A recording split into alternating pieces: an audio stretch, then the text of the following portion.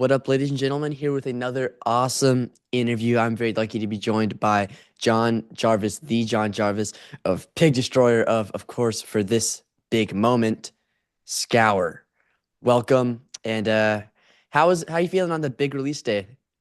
Oh, great, man. We've been waiting a long time for this. It's been years in the making, a lot of work, even today, right before I got on here, I was working on Scour. So it's nothing I'd rather do.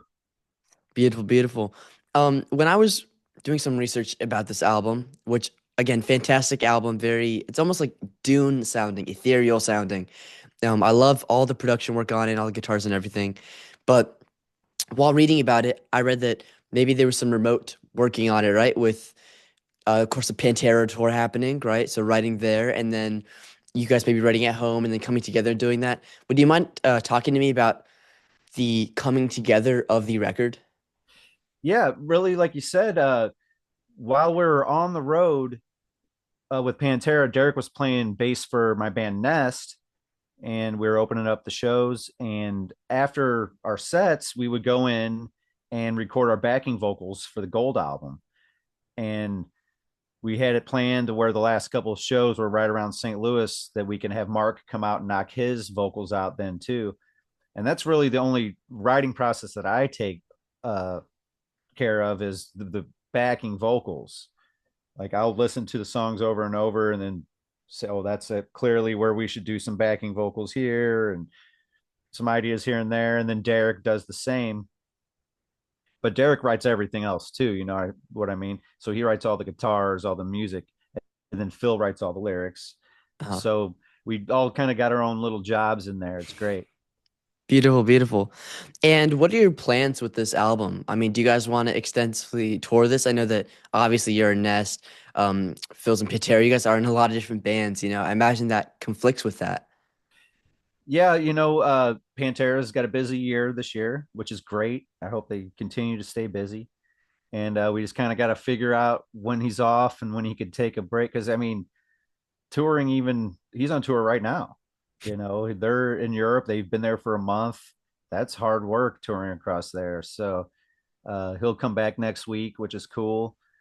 And then we can, talk about maybe what days or weeks they have open throughout the year because he's going to be right back out with Down and next month. And then after that, Metallica and Pantera are doing shows. So, he's got to take care of all that. And then when there's time for us, then we try to hope that Pig Destroyer is not playing or Misery Index is not playing. So we try to make it all work and hope it does. And luckily, there is a show coming this year. So Beautiful, beautiful. And tell me about the name Gold, right? I mean, I think that's very symbolic and it definitely encompasses the album after listening it. But to listeners who may not have gotten the chance to, I mean, it's the 21st, you know, right now. So maybe they haven't quite got the chance to listen to it yet. Um, how would you describe the name Gold to them? well, it's a continuation from the three EPs, which were all named after colors. Well, really, the first one was just titled Scour. It was our debut EP, and then it had a gray logo, so people just started calling it the Gray Album, Gray EP. And then we went with the Red EP and Black EP. So once we're going to do our full length album, it kind of started as a joke to me that we're going to call it the Gold Record. We're going to try to make a gold album. It's kind of a ridiculous goal to have, but it just kind of stuck. And then Phil had some lyrics that had gold in it, and like that just we stuck with it. And then Kate from Scour said, "Go for the gold." I thought, oh, that's just great. We gotta do this, It all fell into place, huh? right? Well, I mean, I think that's perfect, and it definitely encompasses the way the album feels. It's kind of hard to describe to people who haven't heard it yet, but it's interesting. Yeah, it really is. And do you think that you guys were thinking about like desert influences while creating the album, or do you think that's something that kind of just like materialized? Maybe that's just how you felt, man. a lot of the lyrics that Phil wrote were inspired by different stories and books that he had read, and so there's kind of a theme throughout there. But all the samples and the interludes and stuff we worked on together, that kind of gives it a creepy vibe, and a dark vibe. So I kind of see what you're saying. For sure, for sure. And now with, obviously you're also a busy guy. How does your role in Scour differ from your roles in Nest or Pig Destroyer? Well, with Nest, I write everything. So I write every song, every lyric, every drum part, everything. And then now I got a good band behind me that, we are just in the studio knocking out some stuff, and I could push them to play their best, you know what I mean? Hmm. So the difference between that is like in Scour, I kind of I give my opinions on songs while when Derek's writing them. He'll send me demos. What do you think of this? And 9 times out of 10, I'm like, this sounds great, no complaints. But if there might be a time where I'm saying, oh, that sounds similar to one of our old songs or something, too close to a riff to a one. Hmm. But from there, uh, that's I give some opinions. I don't really get involved into the writing until after Phil does his writing of vocals. And Sure. that's for me the favorite part is waiting to hear what's Phil going to do over these songs. You know, and it was great because I actually recorded his vocals on this, so I got to hear the vocals before anybody. I was hearing them as they were being tracked, so I kind of got a head start on the rest of the band on the backing vocal part. So yeah, it's a lot different, but that's what's great about it. I like having different bands and different roles for different bands. For sure, for sure. Now, what are your biggest influences as a musician? I mean, from like a young age, I'm sure you were surrounded by music. Um, who are those figures that really pushed you to become the man and the musician that you are today? Well, back then it kind of started with bands like Motley Crue, Def Leppard in the early '80s on MTV, and then start getting to the late '80s. That was more Metallica, and then into Slayer, getting more extreme at that point. But Pantera really came in there, of course, and that was Dimebag's guitar riffs were the riffs that made me say, "All right, I want to learn how to play that," and there's a lot of my style even today. It's from just playing his stuff. When I was a kid, that's kind of between the Metallica songs and the Pantera songs. Those were really the ones that really kept me playing music. And then today, it's just I hear new bands all the time that I'm always pumped about. Like I really got into it just the other day. There's a band called Milk Crate, Kryt. Uh, and it sounded like they're a bunch of kids and they sound like a band I love from the 90s. They must have grown up, their parents must have been playing them music that I loved back in the day or something. But uh, it's that's what's inspiring me now is all these young bands that are coming out and being like Fleshwater is another example of really killer band. exactly. A lot of people will say that there is no good music out, which I find is kind of just hurtful to the industry and hurtful to all the musicians that are like, really working their ass off to get some good music out there. Because I mean, every single day there's just tons of incredible music out there, and you have to dig for it, but it's there, you That's know? that's the thing. People want it fed, spoon fed to them on the radio. They don't want to. It's hard to take time out and try to find something new. But I'll give it to Spotify in this case because there's a lot of times I'm listening to bands I love and the album will end and they'll start playing similar bands and I'll say, "Oh, wait a minute, what is this?" And it'll be some new young band I've never heard of. Exactly. I mean, I have my gripes with Spotify, as I'm sure every musician does, just because, they are kind of like crappy people. But you have to admit that so many people find so many incredible things off Spotify, and most musicians do their digging on Spotify. That's how I find some of the most incredible bands I've ever found. It's just, where it says like artist you may like, and you just keep going through that and trying to find that perfect artist. It Right. it works. It really works. Yeah. Yeah. I wish they'd give me more money, of course, but it's I I do enjoy the site just because of the ease of learning new stuff, and I do love checking out new bands. And Exactly, exactly. This is maybe a little bit more of a weird, or maybe not weird question, but just a different question. When you were a kid, listening to Pantera, or maybe not you wouldn't have been a kid, but like a teenager or whatever, listening to Pantera, listening to all these crazy bands, Metallica. Did you ever think that you would be this closely associated to some of these bands?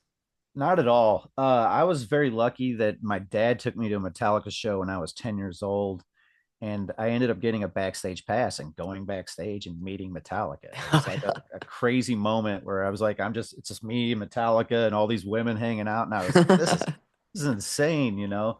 So from the beginning, I'd kind of got lucky and got to see a lot of great bands. And I even had a moment where Phil pointed me out at a Pantera show. And next thing you know, everyone around me is handing me beers and joints. And, I'm just like, wow, now, like, I can't believe Phil was just talking to you. I'm like, me neither. Wow.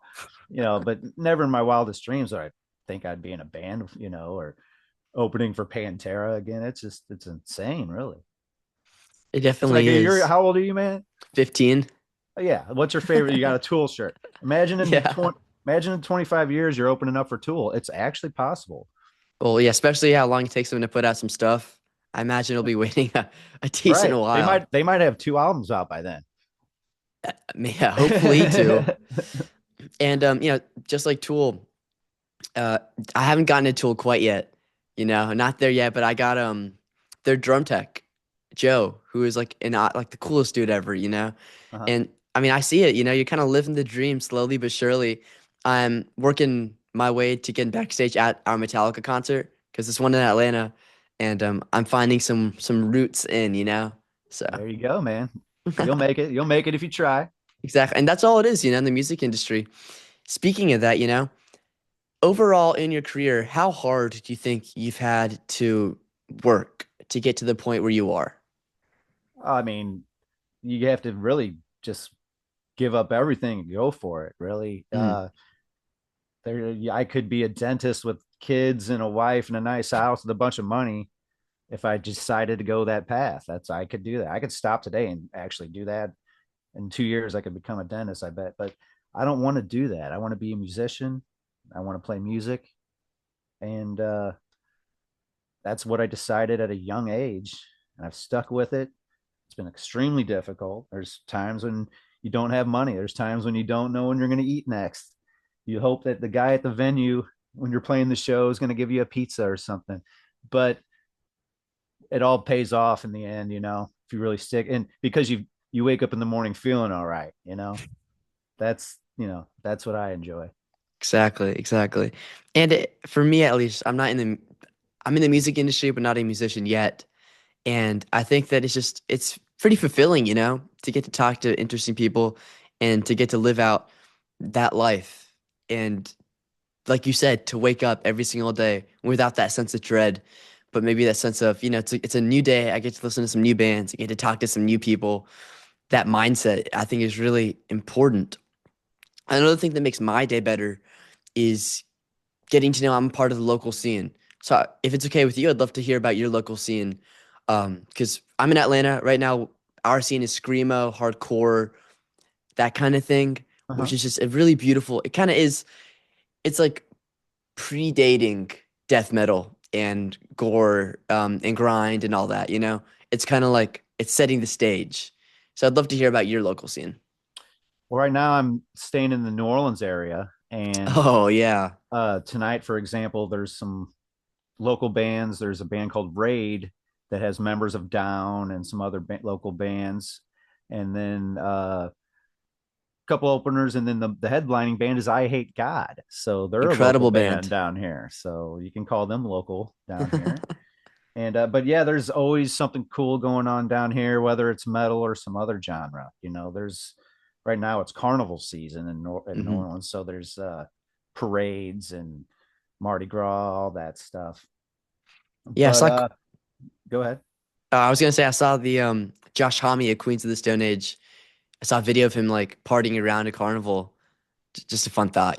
Really? Yeah. Yeah. I'm a big fan of theirs. I actually met him once in St. Louis at a record store. Oh, awesome. They were playing down at the pageant in St. Louis years and years ago. Uh, But yeah, it's just a cool place. To New Orleans is great. So, for example, we went to a parade the other night, and then afterwards there was a free concert, and it was a Kiss tribute band, and they were doing only like the '80s stuff. So it was really cool. all the Like, good stuff. Yeah. right. So it was like there's always something going on down there. So like tonight, I'll go out and enjoy some local bands. Beautiful. Yeah, that's what I'm planning on doing tomorrow night, actually. And, doing some interviews or whatever. I think that the local scene is just so important to young, like high schoolers like myself, where that's kind of like we live, we breathe, we eat, and we die in the local scene. It's kind of it's a part of you, and I love seeing.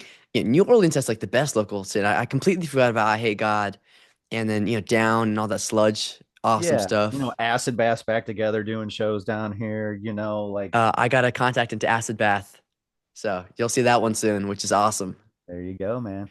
I know we got to wrap up now because you're a busy man and you got a lot of other stuff going on. But I just wanted to say thank you. I mean, this is very awesome to be having you. The record is incredible. For anyone who hasn't listened to it yet, it's pretty it's pretty damn good. And I think Gold is the perfect name for it. If you have time for one more question, I'd like to ask: Yeah, man. as a child, growing up, do you think there was one moment that just you knew you wanted to be a musician? There was more than a couple, but I mean, the youngest that I could remember was just watching MTV when I'm like 3 years old, and it was the Men at Work video. Who can it be now? You Yeah, remember that one? And I was like, great oh man, song. that saxophone player. How cool would that be to be that guy in that band, to be the saxophone player? Like, and then my uncle was in a band, and he said, if you play saxophone, you might get a couple gigs, but if you played guitar and sang at the same time, he made it a point. He's like, when you're playing, make sure to sing along so you could do it at the same time. You'll get more gigs that way. And so at a very young age, I'd played and sing at the same time. But yeah, that was pretty much the moment. Young MTV, watching MTV as a kid, it was really different back then. They just played music videos all day. It was great. Sure, sure. I love how Men at Work was that moment though. That was probably the earliest one I remember. But then there was like Ozzy Osbourne video freaked me out. Bark at the Moon. I'm like, that's when I started liking metal, more extreme stuff. The One video by Metallica when I was 10 years Oh, old. that at 10? Yeah. Oh, that's a nightmare fuel one That right was a there. that was a game changer, man. And then my cousin's like, wait till you hear Master of Puppets, hands me the cassette. I love it. I love it. I love it.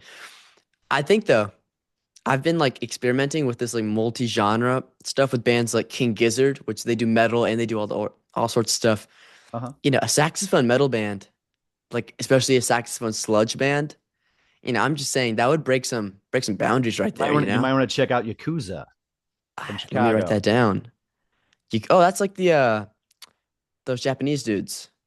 Correct. Same spelling. Band from Chicago. Check it out. Awesome. Yakuza. I really appreciate it, man. And again, thank you for joining me. I know you got a busy, busy day.